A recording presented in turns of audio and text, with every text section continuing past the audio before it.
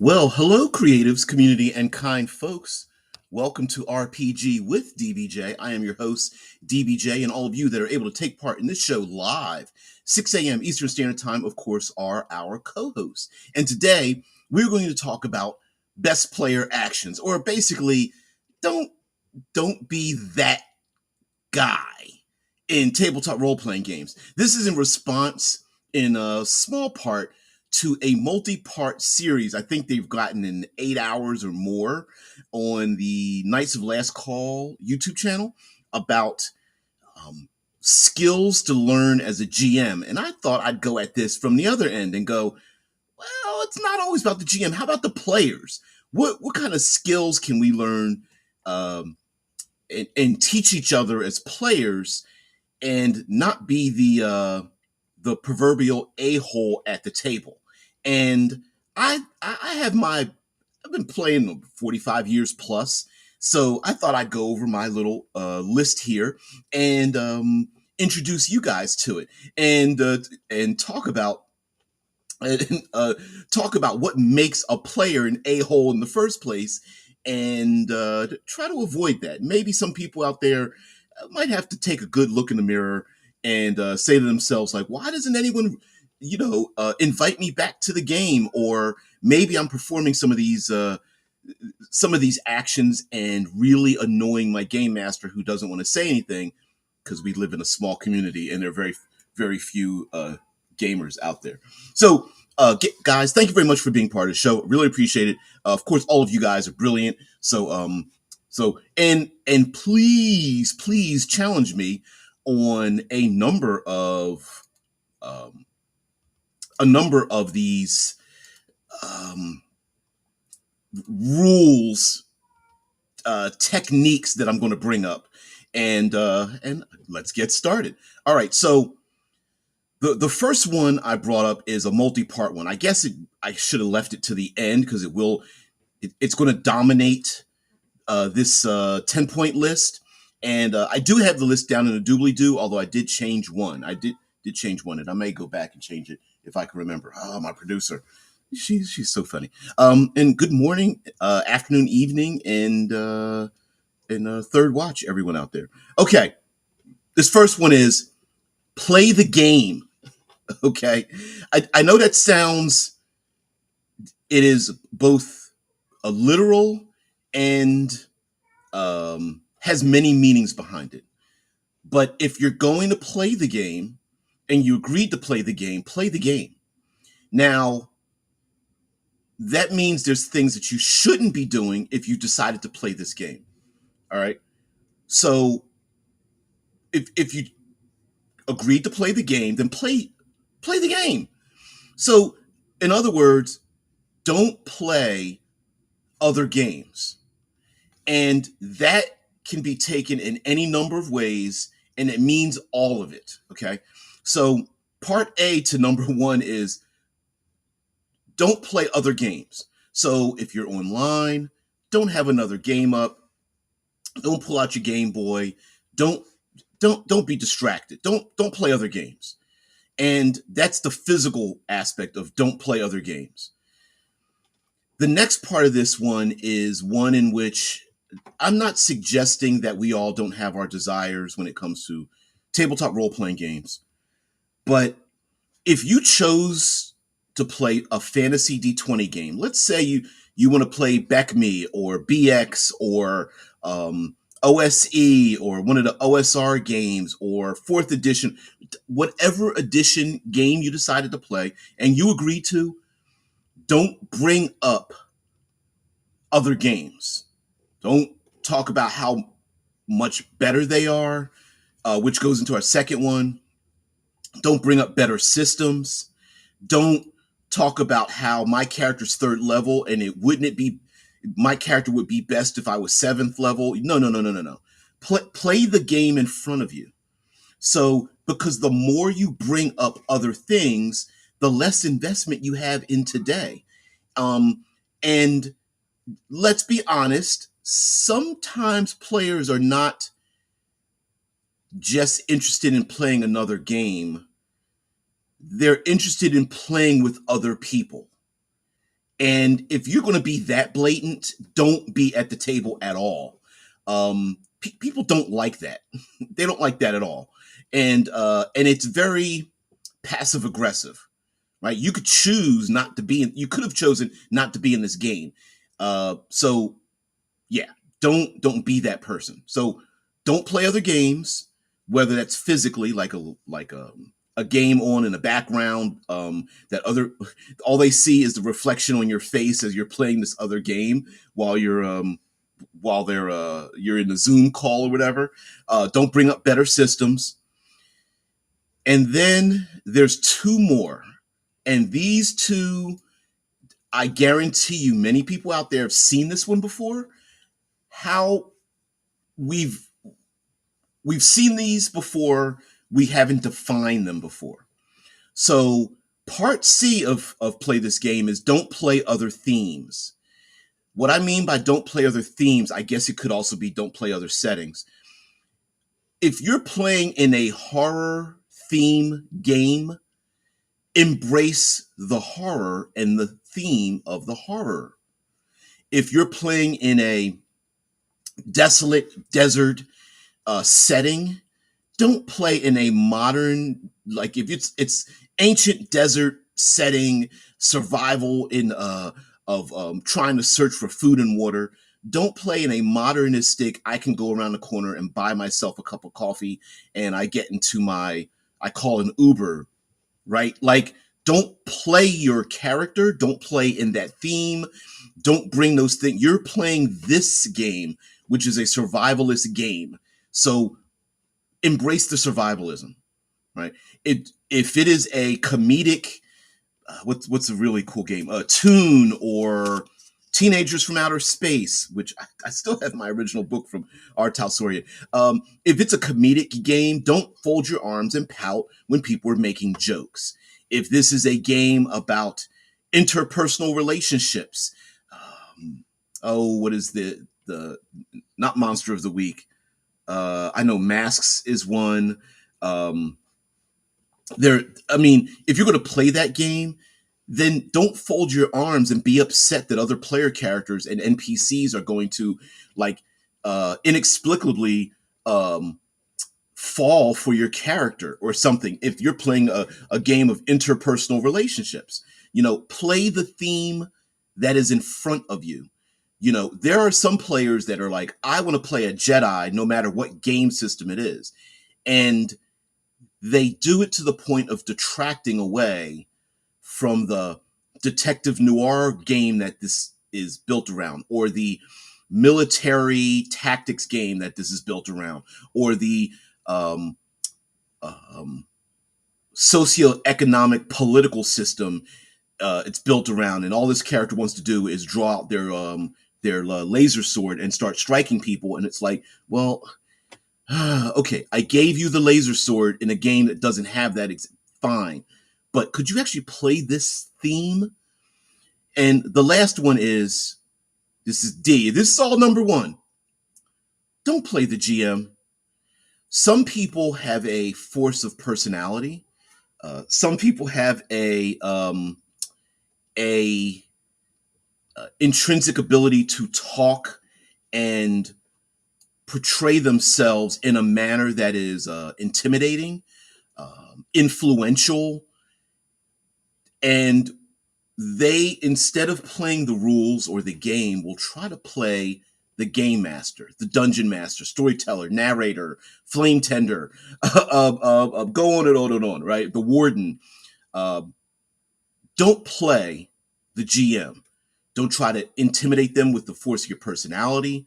Don't try to appeal to their better nature because you and the GM have been friends longer than anyone else.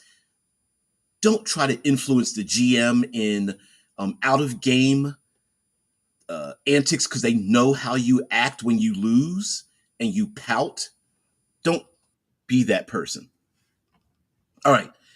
That's all number one. That's one big giant umbrella under number one. So it's, sorry, here we go. Don't play other games, literally and figuratively. Don't bring up better systems. If you decide to play this system, play it. Don't. don't bitch about the alignment and armor class and how hit points, and it doesn't make sense. We first of all, we already know that. Second of all, you agreed to play this game, so play this game, right? Don't bring up better systems. Don't play other themes. If it's action adventure, you don't have to be all into the drama and the socio-political expectations. No, this is two-fisted punch people in the throat. Play that game because that's the one that this is. And then don't play the GM. All right, that's number one. Whew, got that out the way. But we still have 9 more to go through. So here we go. Learn the mechanics. Now, I was going to say learn the system, but I think it's better to learn the mechanics. And what I mean, and this doesn't mean, because this is, I could have written this differently. Doesn't mean master the system, doesn't mean learn the rules. What it means is learn the mechanics. And that means, is it a dice pool system? That means you might have to grab multiple dice. Is this a single die system and you have to add modifiers? Then be prepared to look for those modifiers. Is it a card system? Is it a which dice are which? Just try to learn the mechanics. And when you want to figure out the percentage chance of doing something, you can find that out by the mechanics. Oh, if I roll 3 dice, I have a greater chance than rolling 2 dice. Learn the mechanics.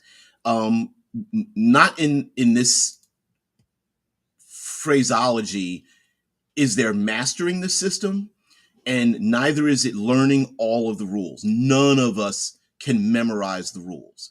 And most games actually have a paragraph somewhere in their book that says, oh yeah, by the way, if this doesn't work for your game, don't use it. So, but if you learn the mechanics, that means that a good game will default to using their mechanical systems to adjudicate an issue, a random issue. So in D20 systems, it's a D20 plus or minus some modifiers, and that's it. Hey, we don't have a rule for holding onto a rope while being dragged down the road. Great. Well, listen, we've got strength and we've got modifiers and we've got a die. We can easily figure this out. So be prepared to be asked about the mechanics of the system and then jump on it. Don't be surprised. Wait, you want me to roll a D20? What's that look like again? Okay, you've grabbed it 8 times already. Keep it in your hand because you're going to probably have to grab it and use it again.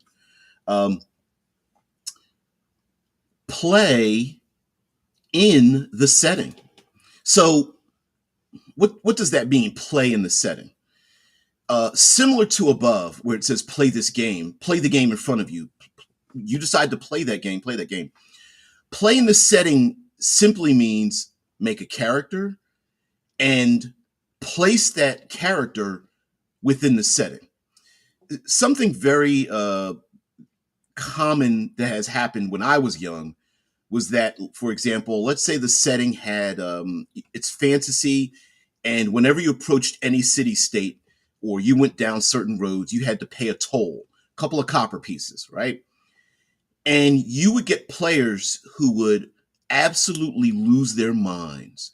I can't believe they're asking me to pay money to go into the town and blah, blah, blah. F that. I ain't paying shit. Right. And you get and I was like, you do realize your character lives in a world that understands that this is how things are done. Play in the setting. So if the setting is a post-apocalyptic setting and you're here and it's dark sun and metal and water is rare, and you go, well, my character has 18 pounds of metal in her backpack and 38 water skins full of water because I was able to buy it with the resources that I had. And you're like, okay, this setting, you're literally establishing your character as not only being the unique character, the special snowflake, but you're literally working against the very thing that is part of this setting. You're supposed to struggle. You're supposed to look for resources, and yet you strapped every single resource that's completely unavailable in the setting on the back of your character, and you did it by not asking me, as the GM on purpose. That's why you showed up at the table with all that bullshit strapped to your character. No, no, no. Play in the setting. If the setting is a um, Lovecraftian, I'm going to lose my mind setting, then your character might be scared, and play a character who is paranoid about everything around each corner, because that is what is expected. If you're playing in a horror game, don't make a character that's the gun-toting, I'm not afraid of anything type of. I mean, sure, could you kind of get away with that? But there's some players that really try to abuse the rules to make a character that exemplifies and literally nullifies the very things that make life difficult in a setting. And so embrace the setting, embrace the romanticism of the setting, or the action adventure of the setting, or the survivalism of the setting, or the big damn heroes of the setting. Whatever the setting is, start embrace it. You don't need to know everything about Star Wars, but you know, does everybody, I mean, unless everyone agrees, does everybody need to be a Jedi? Not necessarily, based on the game. Maybe, playing a cowardly character in a Star Wars game is a little bit difficult, right? Because most of the characters are supposed to be the big damn um, pulp action type of characters, even if they are reluctant to be that way. They're special, they're unique. Play one of those characters. Number 4, equal energy. So, what does equal energy mean? A good player brings equal energy to all efforts, which means when they are the center of attention, they bring that energy. When they aren't the center of attention, they bring the energy. When they succeed in a role, they're like, yeah, I'm the badass. When they fail the role, a good player doesn't fold their arms and pout and decide to play another game and says, be right back, and leaves because they got paralyzed or something. No, they bring equal energy to all aspects of the game. Whatever the end results are, whatever the ramifications of their actions. Hey, you decide to run into the next room.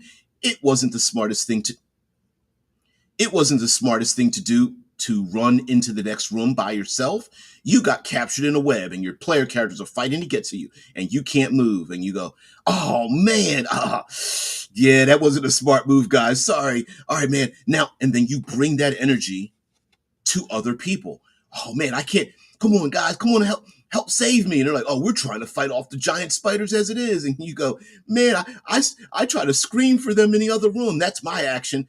Embrace it. Yeah, maybe your character can't do anything, but your energy at the table can. Your attention can. Just as much energy as you bring to yourself when you are there and you um, are looking like a badass, bring that energy when you have failed a role.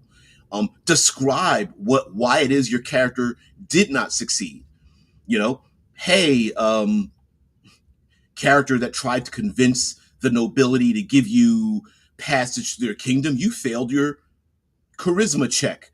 How did you do that?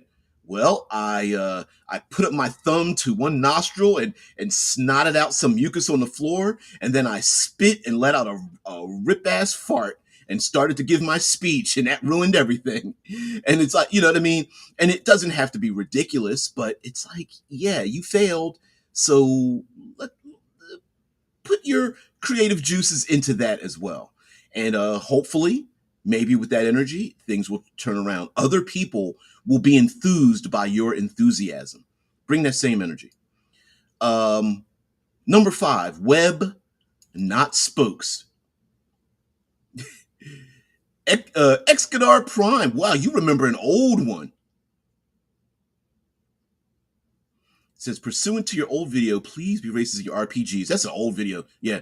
And a Malcolm X statements on House Negro and white liberals, RPG elite lectured like his audience is silly ghetto at risk youth. Not sure where you like what your point is. Not sure where you're going with the politics. This doesn't have anything to do with that. Yeah, Shinobi says, I like the idea of having the players explain how they fail. Yeah, well, the point is, we agreed to play this game. Failure is an option or possibility in this game. Why not? Right? Like, why would you chose to play a game that has randomness in it and the chance of failure? So don't get upset when it happens. Just play the. You decide to play the game. Bring your energy to the game. Um, how many sporting events have we seen where a player fails and then they just walk off the field, or they're just like, "This game is stupid. I failed," and that's horrible. Okay, that last play failed. Suck it up there, buddy, and get back in there and do. Ignore what happened in the past. You don't know what the future brings. Be in this moment today, right now, and be part of it. Right? Don't be a don't be a snagglepuss. Don't pout. Don't be a child. Let's be mature. Web, not spokes. Number 5.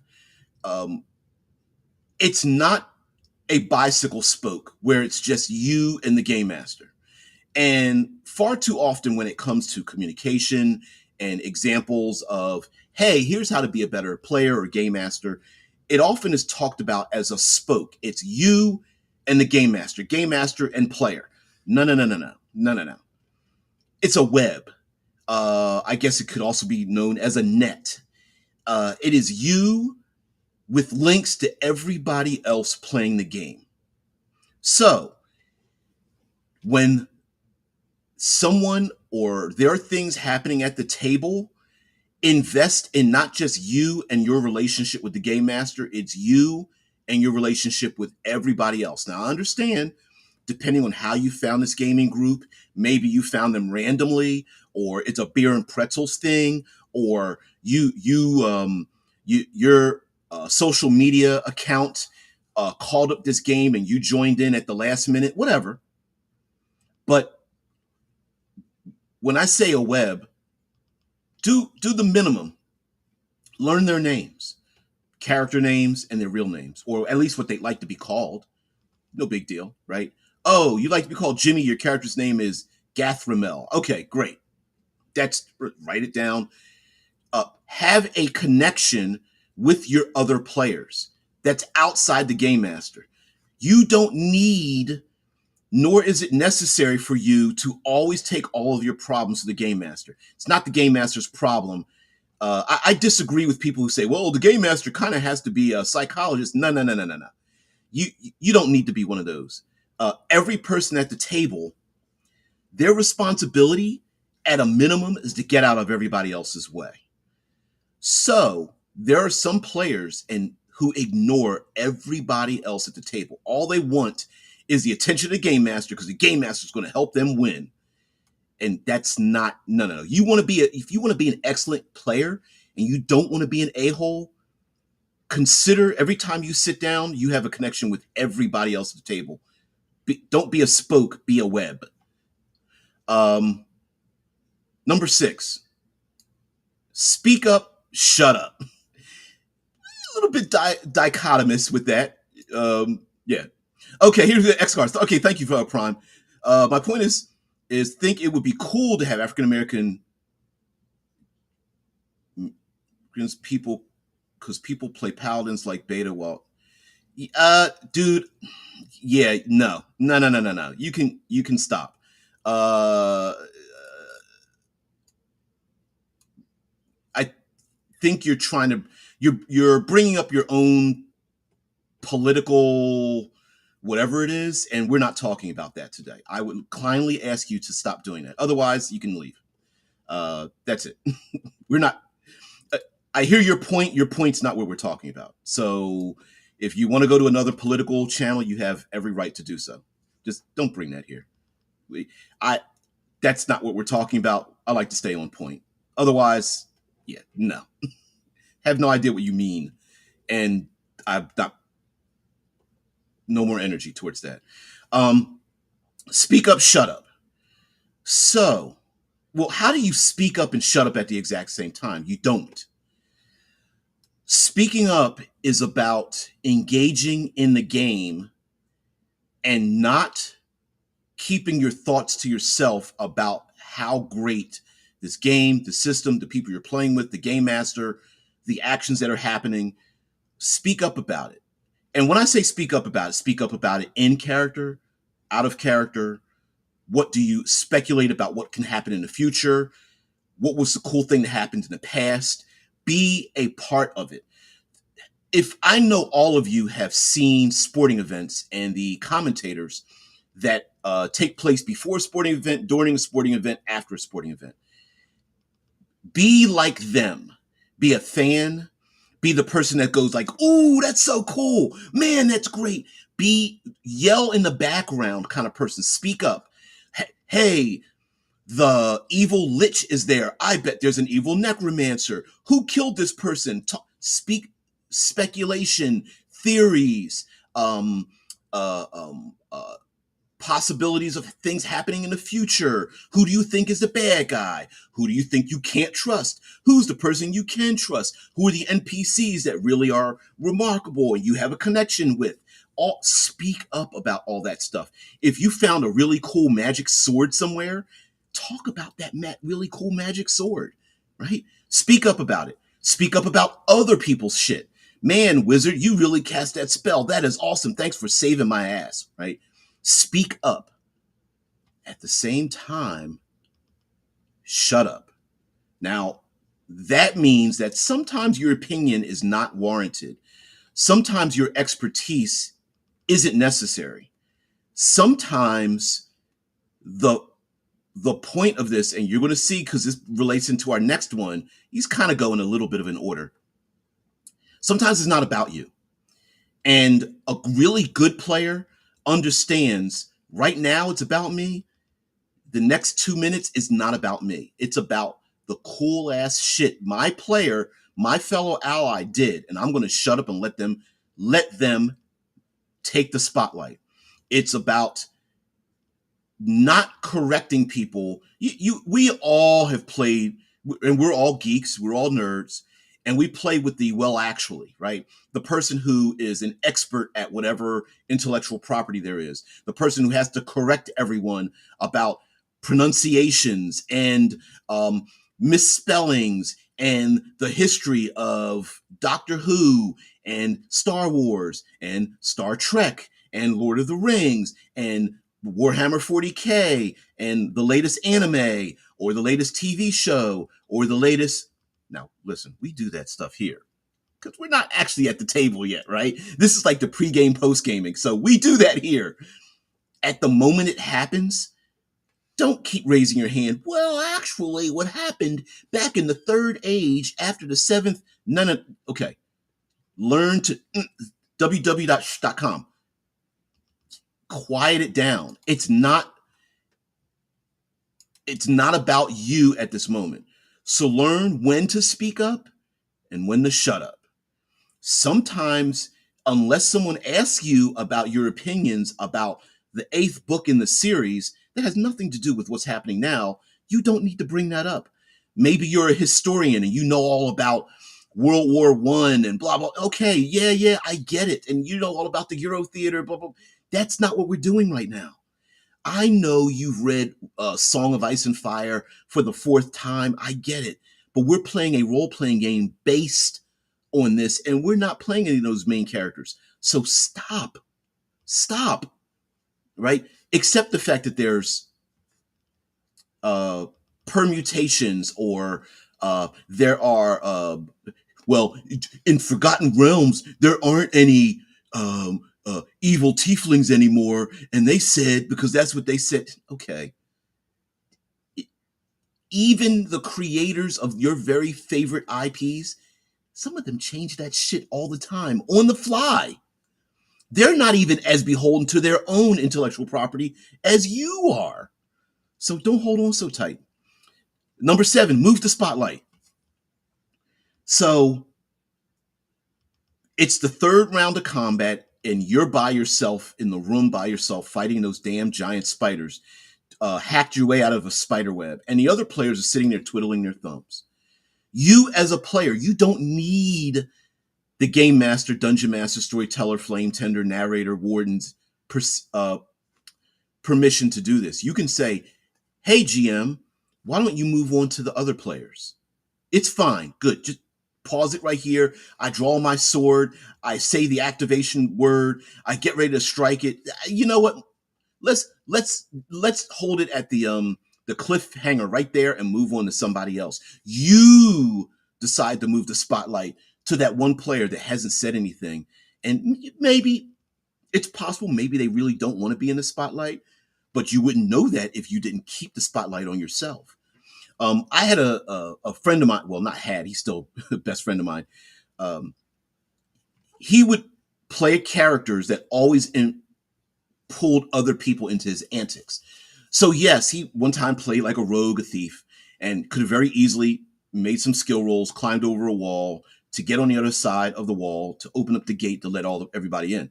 But instead, he embraced other people into his antics. So the fighter knocked someone out and put on the tabard of a guard. Somebody else helped his character up on their shoulders to push him over the top of the wall. Didn't need to do that, but it was more like, you know what, I'm going to engage everybody else and pull everybody else into the con man schemes and all that kind of stuff. Move the spotlight. Maybe your murder killing barbarian isn't important right now. Maybe somebody needs to step forward and you draw them forward. I'm going to be the face's bodyguard and let them talk, and I'm just going to scowl over their shoulder, something like that. Number 8.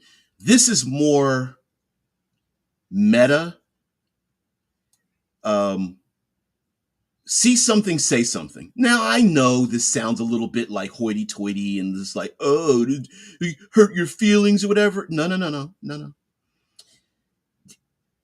You don't need to wait for somebody else to do something to solve an issue you have. Maybe there's a player who is that asshole. Maybe the game master thinks that person is your best friend and is afraid to say something. Maybe this person that's acting like an asshole is going through something that no one else understands, and they are taking it out on other people subconsciously, and you know this. If you see something, say something. And now I understand this can run counter. Like, for example, let's say someone forgets a modifier or a game rule or a bit of lore. I don't mean that. I mean someone is being forgotten at the table. Someone lost someone or something very important to them. Maybe their favorite pet had passed away, or their grandmother was diagnosed with something in the hospital, and no one else understands this. And at this very moment, sure, last week didn't matter. Next week probably won't matter. But today, yeah, maybe we might want to be a little sensitive to this thing. So if you see something, say something.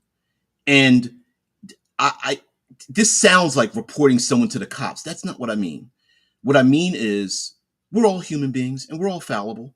And sometimes it could just be something as simple as, oh, hold on.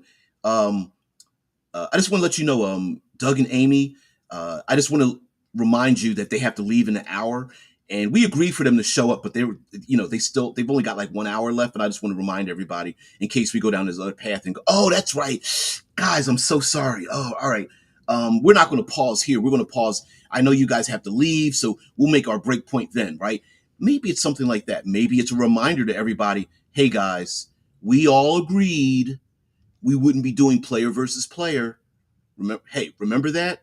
Oh, that's right. Hey, guys, we remember. I just want to let everybody know we do have our Discord. So if we want to do like private messaging or something, let's do that. Right?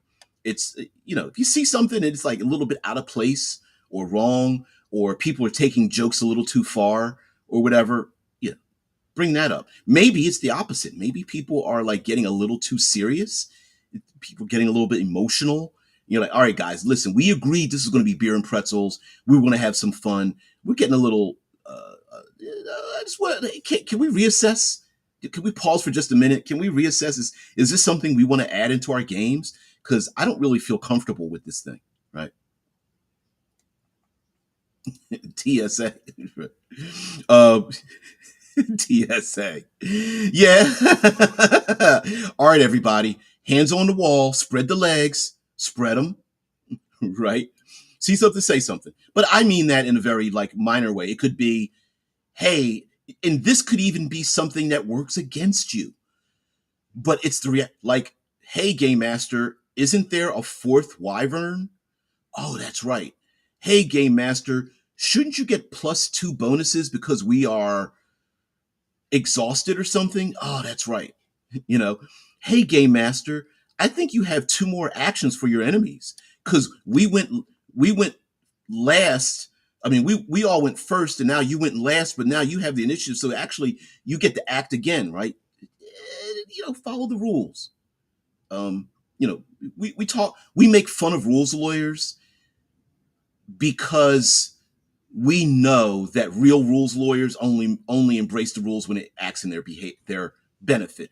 A real rules lawyer, slams down the rules no matter what, right? Like, no, my character should be dead because I shouldn't get a saving throw. You know, that doesn't happen. Last two, embrace the pillars. So this isn't literal. This isn't grabbing onto a pillar and holding on for dear life. This is the pillars of gaming. And the 3 common pillars are combat, social interaction, and exploration. There is a ephemeral 4th pillar, which is chaos.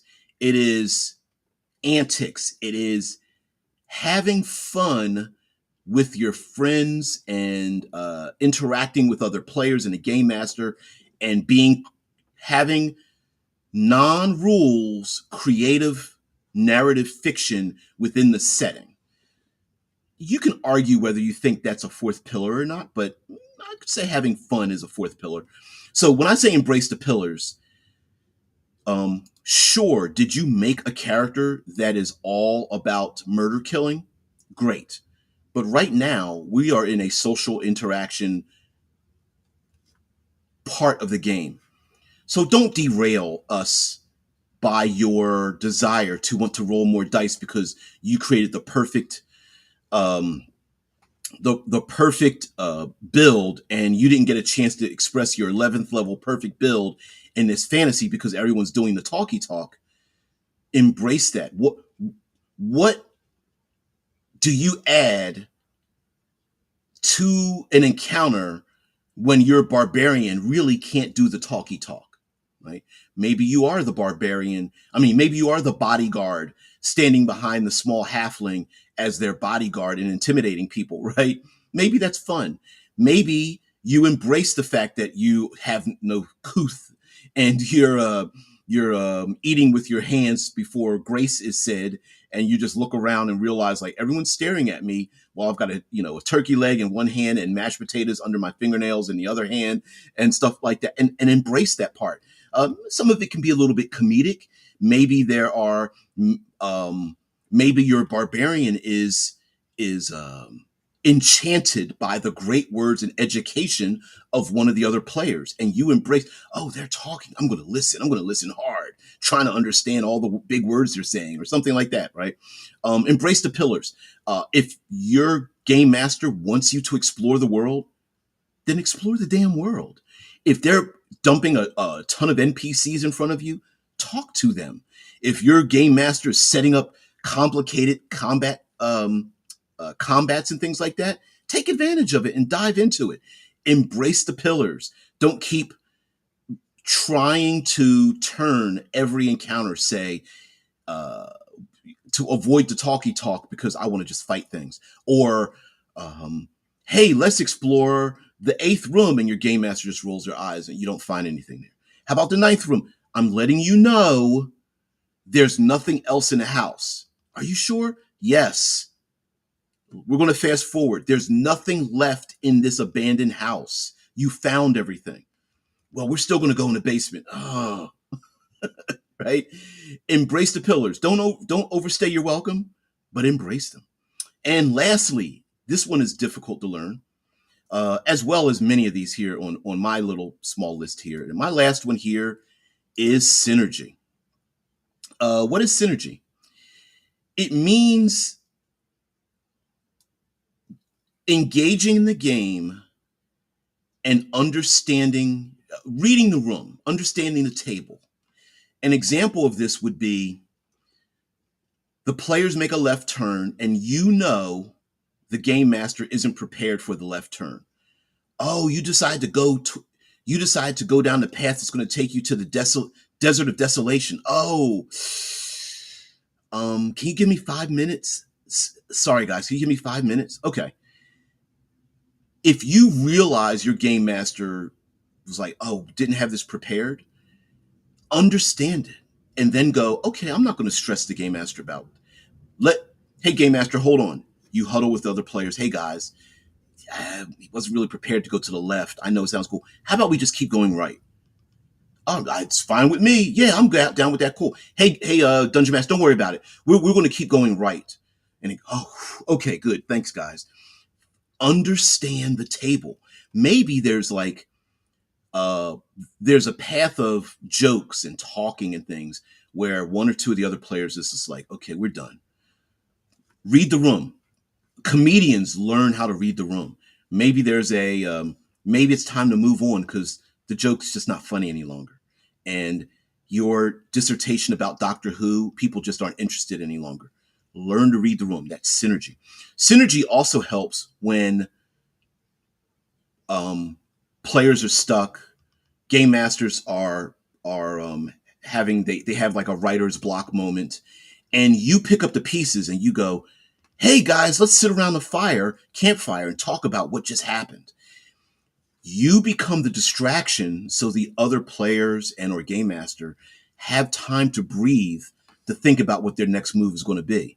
So a lot of times what synergy really is, you know what, we're just going to talk, we're just going to role play amongst ourselves while you take the time to flip through the book, get some digital assets, whatever you need to do. Hell, take a bio break, do whatever you need to do. We're just going to sit here. We're just going to role play. That's what we're going to do.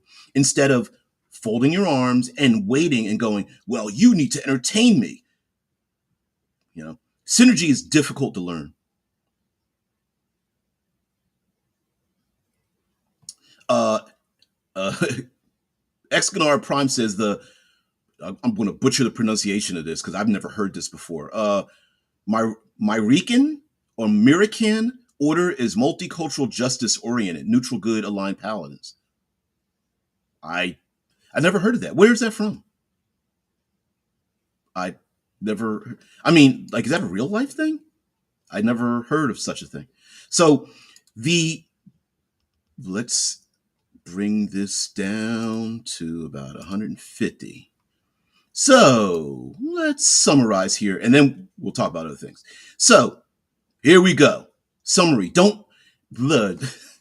Plenty of don'ts in this number one because it's basically number one is play the game.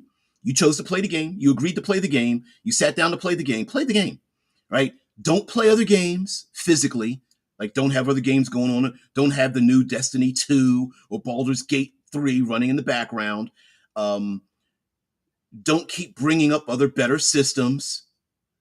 Don't play other thematic themes in the game. Hey, you decide to play a survivalist game or a horror game or a detective game or a political game. Play that game. Don't turn a political game into murder hoboing. Play that game. And don't play other themes. And don't play the GM. Don't use your first force of personality, your knowledge about Forgotten Realms, your photographic memory of you know the last books in the Warhammer 40K series that other people didn't pick up. Play the game that's in front of you.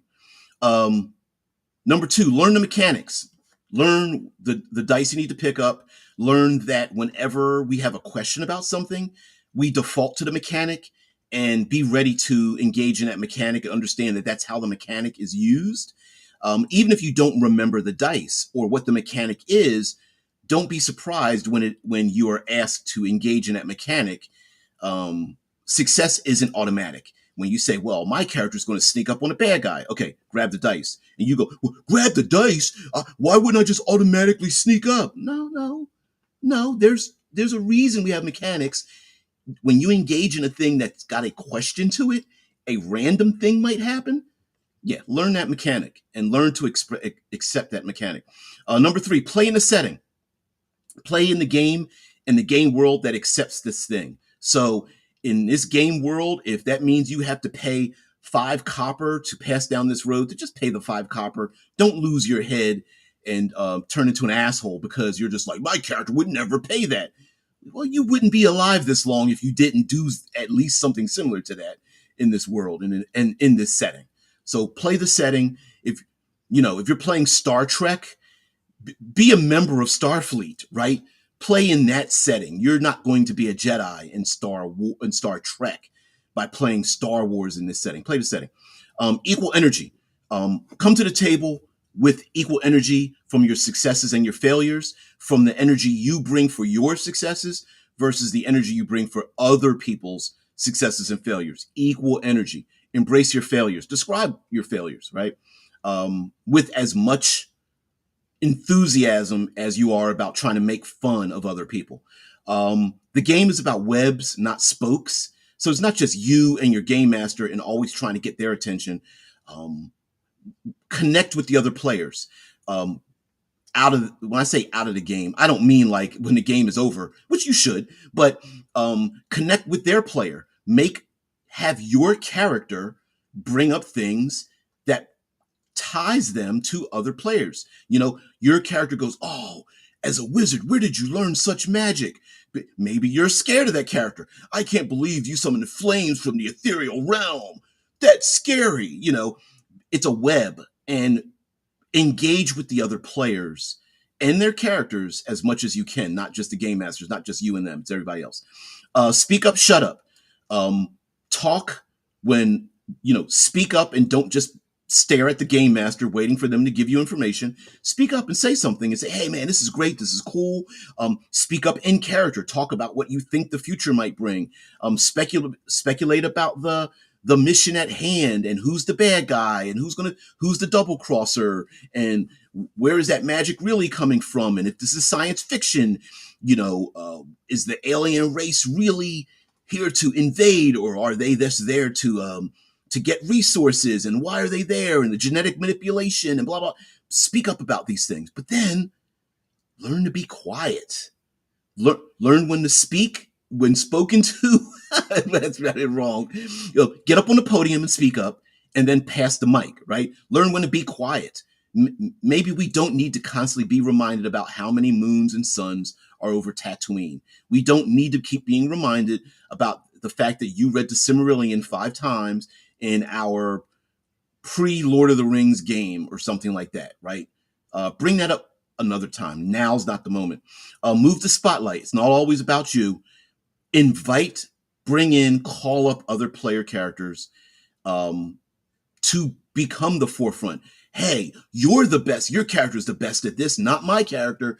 I'm going to step back and let Grathnagar take the lead because this isn't where I shine, right? Even though I'm the big ass barbarian and I've got plenty of dice to do damage, I'm going to let the scout go forward, because they're the ones that are expert at this thing, not me. See something, say something. There's problems at the table. People forgot their modifiers. The game master forgot that there's extra monsters hanging around. The room is supposed to be flooding, and we didn't even take a look at the timer on the flooding room. Say something. Just say, hey guys, remember the room is flooding. Oh shit, that's right. The water got to our waist. We forgot about the modifiers for this thing, right? Say something. Maybe there's a person literally crying at your gaming table, and it's like, hey, everybody, shh, hold on for a minute. Did we say something? Say, oh no, my dog passed away, was hit by a car, and we had to put him down. They're like, oh shit, we didn't realize that. They're like, dude, I'm so sorry. I added like werewolves and gnolls and winter wolves in here. You should have said something. I know. I didn't want to take away from everybody's fun. All right, guys, we're going to wrap this we're going to move on to the next chapter. We're going to wrap this up. Let's just say this, that you escaped from the werewolves and they decide to retreat. a tactical retreat, and we'll get you. You know, we'll be back there, gadget or something, and we'll move on, right? We'll just, okay, guys, yeah, thanks. I really appreciate that, right? It could be something as simple as that. Embrace the pillars. Embrace the social interaction, even if your character isn't part of that. Embrace the exploration if that's what the game master really wants you to do. Is it a detective noir thing? Pick up clues. Talk to NPCs to get clues. Is this game high action adventure? Swing from chandeliers. That's why they put the chandeliers in the middle of the desert, right? Swing from those damn things. Jump over tables. Embrace the pillars of this particular game and this setting. And lastly, synergy. Synergy is a little bit more nuanced, and that is when instead of staring at people, hoping that they quick, come on, you got to come up with a great idea. Stop, step back, give them a moment and go, we're just going to talk amongst ourselves. We're just going to role play amongst ourselves. You go ahead, take the time you need to figure out what you're going to do. Oh, hey, wizard, you're trying to figure out what the details of your spell is? Well, here, I'm going to talk to the bad guy and go, we're going to pivot around each other and like, you need to lay down your arms and blah, blah, blah. You just move away so that it takes all the attention isn't placed on them while everyone twiddles their thumbs. You go, you know what? I'm feeling the energy here. I'm synergizing with what's going on. Let me just be a distraction so this person has a time to think, get themselves together. Maybe the programming was wrong or they have tech issues or something. We see this all the time online. Someone has tech issues, and instead of everyone stops to hope that the person with the tech issues fixes it. No, keep talking. The other person will be back. They'll get their microphone back. Maybe they've got one of those microphones that's got to be powered up or their lighting went out or whatever the case might be. Don't worry about it. Maybe they had to take a bio break. Don't fold your arms and wait. You keep talking. You keep engaging. And when that person comes back, that's it. Okay. So that's it. Xnard says your old video, please be erased as in your RPGs, is a video that's still up on thing, came across to me as saying it's better to act out a stupid stereotype so it's at least addressed and corrected to prevent in real life prejudice. And that was my excuse for prattling annoying, controversial BS. Yes. Okay. Let me be the one to do two things because I like what you just said and what you're saying. So I'm someone who is not against facing difficult things, subject matter. I have a whole playlist. I did 14 days on how to incorporate slavery into tabletop role-playing games. And there's like 14. I actually did these, I don't know, it's probably 4 or 5 years ago during Black History Month, and how we can move forward in our tabletop role-playing experiences, and from an individual that comes from a point of view who have and had grandparents and great grandparents who lived under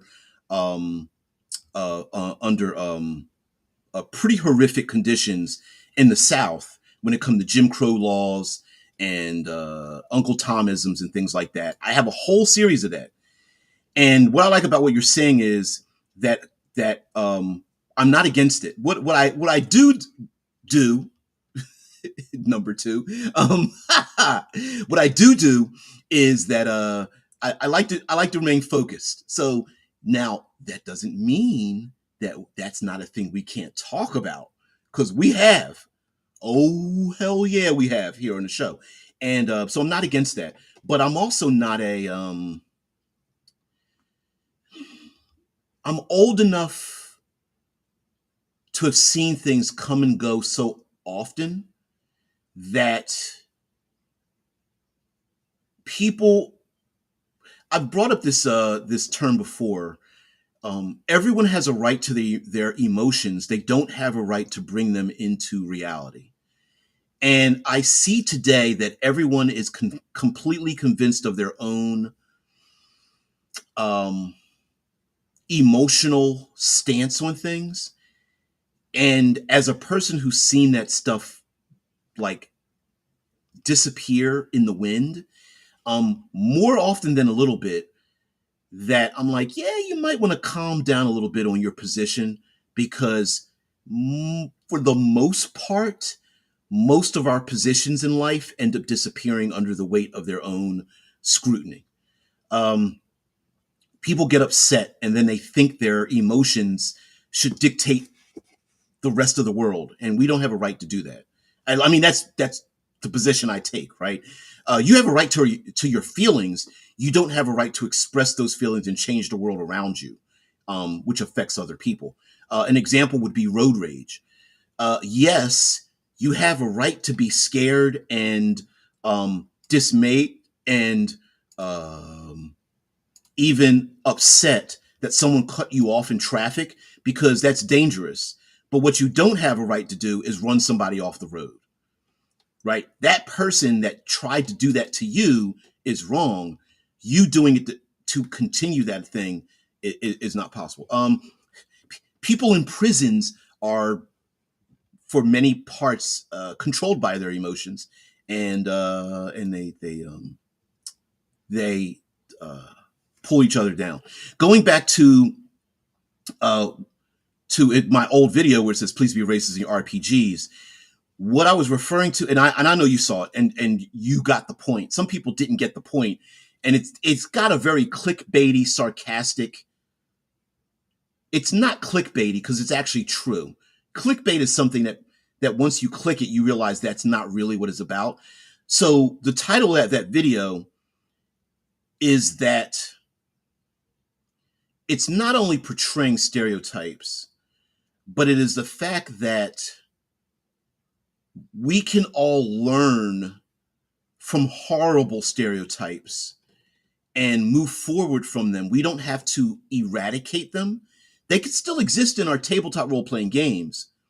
Um, it's just the fact that, elves hating dwarves, the goodly races hating the goblinoids and all that kind. That's very, very common in games.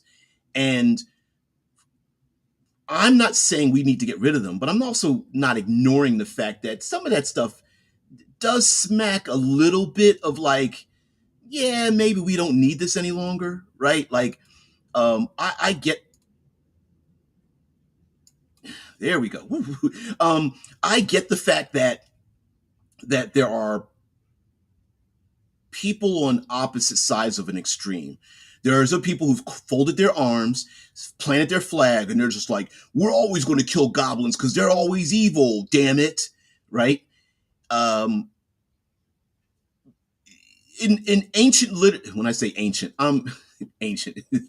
Some of that stuff probably existed in my time, but yeah, the goblins are always evil thing. Yeah, come on, we've moved past that. We've kind of moved past that. And yes, I get the fact. Now we can come up with reasons why there are, which doesn't take much brain power. But there's some people who are just like, I don't really feel like thinking. I don't like people moving my cheese. Right? You're trying to bring your wokeism into my thing. It's just like, it's your peanut butter into my chocolate, your chocolate into my peanut butter. It's whatever, right? But on the other hand, come on, we can't all be kumbaya. Everything is always okay, and nothing can be hated in a game world. No. You decide to play a tiefling. In my world, there are going to be people who hate you because of the way you look. Yeah, that's what I remember when I first put that video out, and someone in the chat was just like, I don't understand. I mean, why would somebody hate my lawful good dragonborn character? That doesn't make sense. And I was like, yeah, because prejudice doesn't make sense. That's why someone who looks at you and assumes you're a certain way, that's what that's called. That's why it's called role playing. That's why you get to punch those people in the throat.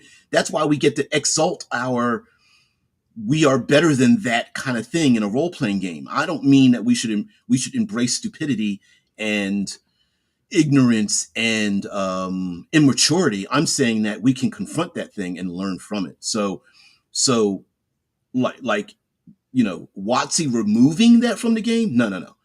I think WotC learning from it and helping other people learn from it. Yes, I'm all about that.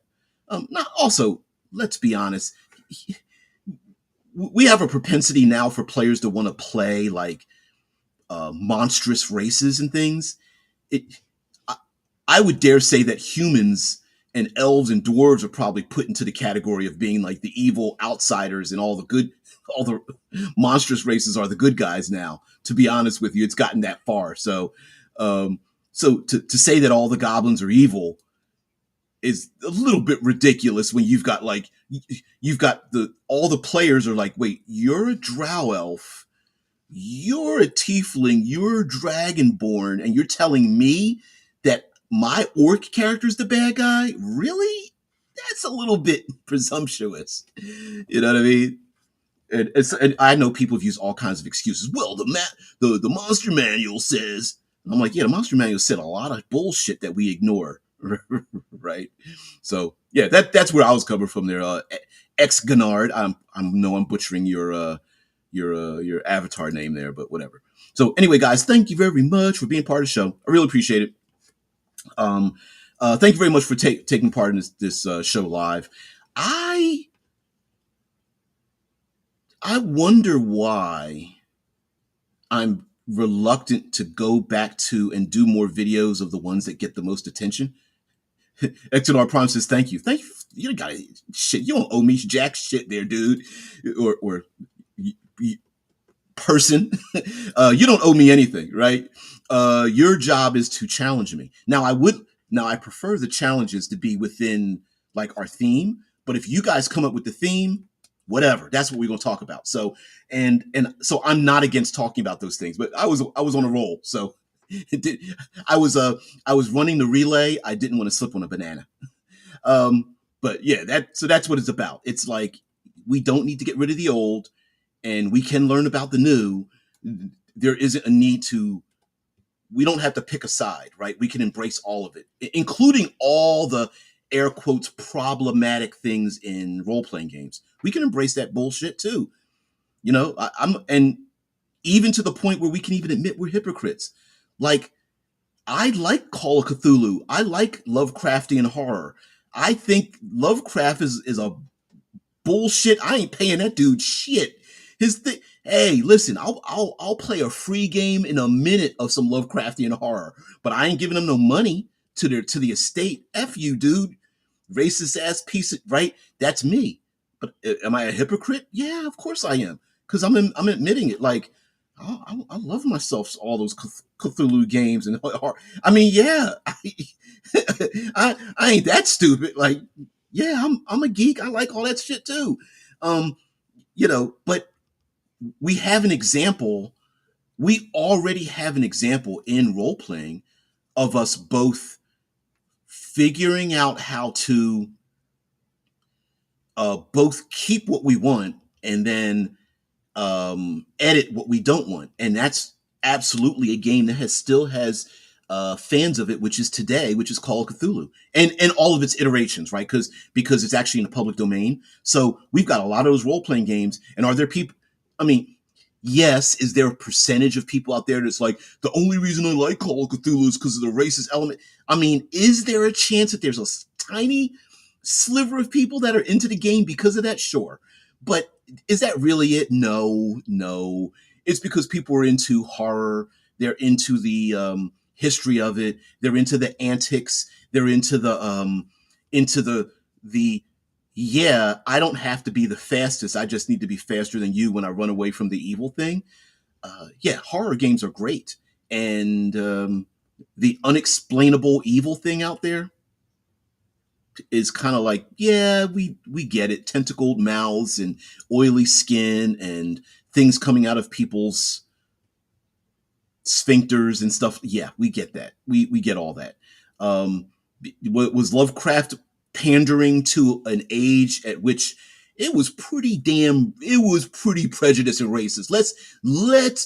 Let's all agree that during the age of exploration and sail, it was really packed with a lot of like, we're better than everybody else isms. We agree. We all agree to that people really felt that way back then. Does that stuff still, did those people breed and breed and raise their kids to become people like that today? Yes. But we already have an example of how we deal with it. WotC, Dungeons and Dragons, fantasy, other role playing games. Let's use that example and go, yeah, maybe the elves and the humans and the dwarves hating the goblins was a thing in this setting, and maybe the new generation doesn't feel that way, but the old guard does feel that way, and that makes really good storytelling, right? Maybe that is a thing, you know, when the half orcs and the orcs are their nation is embraced as one of the seventh nation that it comes together, and now they have a delegation in the setting, and the old knights that used to do war with them now are like they're not even needed anymore, and they're like, you're making a mistake, they're going to murder kill our kids in their sleep and stuff, and they're just like, you're being paranoid and a bit racist there, holy knight, get the hell out of our country or something, right? Which, by the way, was a plot element that started a whole thing um in my old AD&D game. But anyway, but yeah, it could we make that part of the game and the history of the game? I think that'd be cool. A bunch of old ass elves who still remember the old days and are all like pretty damn racist, but everybody else that's new and younger are just like, yeah, that was 3 generations ago, and the elves are like, not for us, not for us. I think that would make it really cool instead of like editing history. Uh, but anyway, thank you there, Prime, and everybody else is part of the show. Really appreciate it. If you're going this far, do the damn thing. Please like, share, subscribe, blah, blah. Oh, fuck it. I'm not going into that. Anyway, what I originally prefer is thank you very much for giving me your valuable time and energy. I actually do appreciate it. I hope I can return to you uh, some change in your tabletop role playing experiences. you know, I really do hope for that. Now, we have primarily moved into hard science fiction on this channel, but I still talk about clearly. I'm still a fan of fantasy and D20 and things like that, but I'm very much a polygamist. I love plenty of other games. I'm actually thinking about pulling some of my old games off the shelf. Do like a top down with the camera and show you guys some of these old games like Slay Industries and there's a game of Immortals and a bunch of other settings and things like, I don't know. I'm not a very good reviewer, but you know, um, Within the Ring of Fire is a good one. It's a D8 system, D8 exploding die systems, kind of crazy. Was another system. Anyway, there's plenty of them, and plenty of like Kickstarters and stuff that were successful that I got too that I haven't even talked about. Hell, there's games. I'm going to end up owning 2 games that use tarot decks as a diceless games that use tarot decks, especially the major arcana, to adjudicate success and failure. My favorite one is Everway, which I actually own 2 box sets of the Everway system and the 25th anniversary hardback books, which is crazy. Anyway, I love the game. And there's another one coming out called it just that quick, it right on my brain like Kaiser Sose. Anyway, there's a game that's on Kickstarter right now. I'm not going to look it up. That does tarot decks. You guys know about 10 Candles, which uses 10 candles literally. There's Dread that uses the Jenga deck, Jenga tower. So there's stuff like that. So anyway, if you guys come up with some greater ideas, I think I really appreciate that. So anyway, have a great one. Thank you very much for your attention. And peace and tranquility.